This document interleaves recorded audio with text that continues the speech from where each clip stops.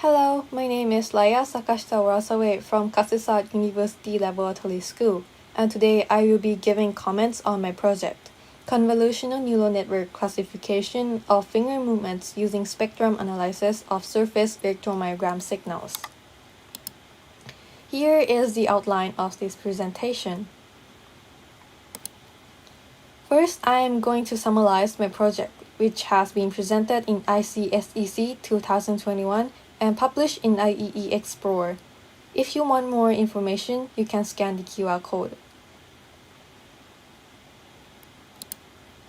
Here is my inspiration. I have been interested in electromyography or EMG signals and wanted to make bionic arm, but it's too difficult for me right now, so I thought that first I should start with something easier, that is finger movements classification from EMG signals. The problem statement of this project is to classify finger movements from EMG signals. There are many researches on this topic. The first one is the work by Kushaba.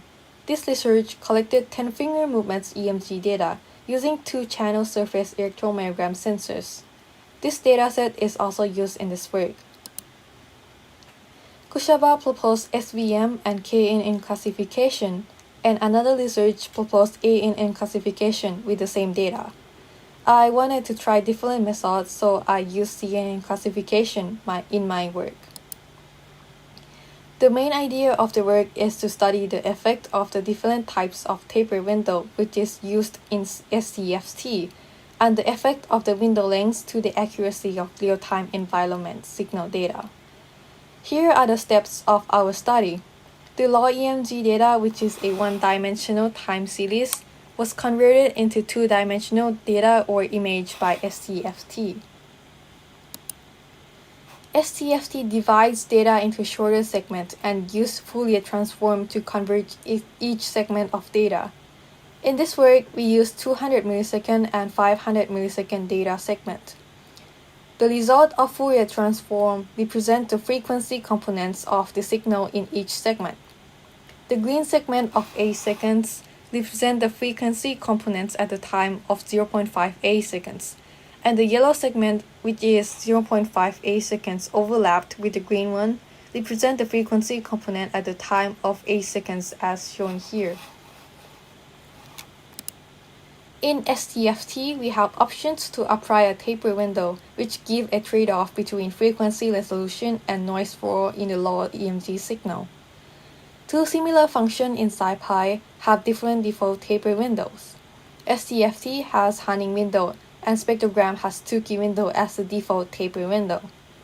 By using different windows, we obtain different images and results.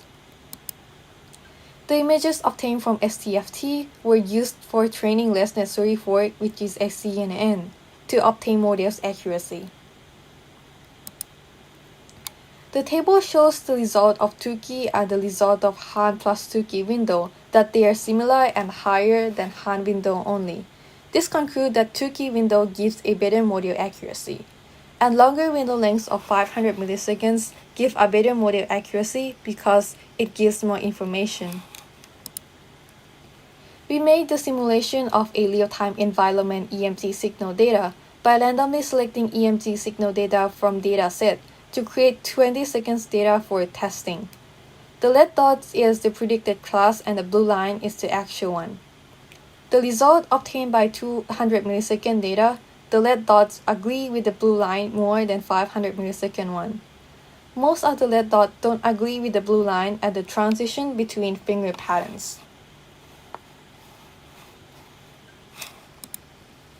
To conclude, the selection of taper window is important, and the model with higher accuracy may give higher error rate in real environment. Here are my comments on my work. I have not known how I would use this result to really control artificial fingers, because human fingers have an infinite number of combinations of their movements, and I have only classified 10 different finger movements in one position. I would like to know what could be the better method to control the artificial finger with EMG signals so that it could perform the same task as the human finger.